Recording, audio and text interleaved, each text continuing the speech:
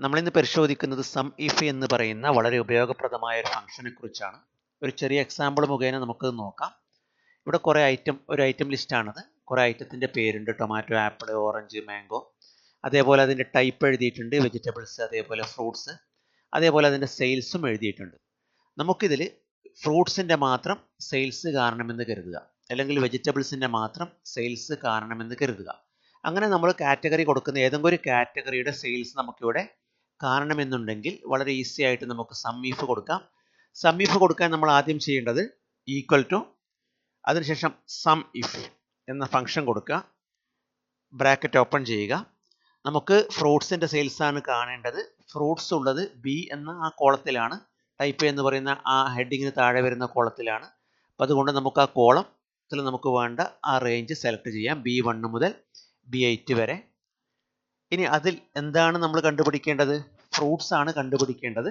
അതുകൊണ്ട് നമുക്കത് ഫ്രൂട്ട്സ് എന്ന് പറയുന്ന ടെക്സ്റ്റ് കൃത്യമായി ടൈപ്പ് ചെയ്യാം. അതിനുശേഷം നമുക്കതിൻ്റെ സെയിൽസ് ആണ് കാണേണ്ടത്. സെയിൽസ് കാണാനുള്ള റേഞ്ച് സി എന്ന കോളത്തിലാണ്. അതായത് സെയിൽസ് എന്ന കോള C1 മുതൽ C8 വരെ സെലക്ട് ചെയ്യുന്നു. നമ്മൾ ബ്രാക്കറ്റ് ക്ലോസ് ചെയ്യുന്നു. നമുക്ക് 135 എന്ന റിസൾട്ട് കാണുന്നുണ്ട്. ഫ്രൂട്ട്സിന് പകരം ഇവിടെ നമുക്ക് വെജിറ്റബിൾസ് എന്ന് കൊടുത്തു കഴിഞ്ഞാൽ വെജിറ്റബിൾസിന്റെ റിസൾട്ട് ആയിരിക്കും കാണുക.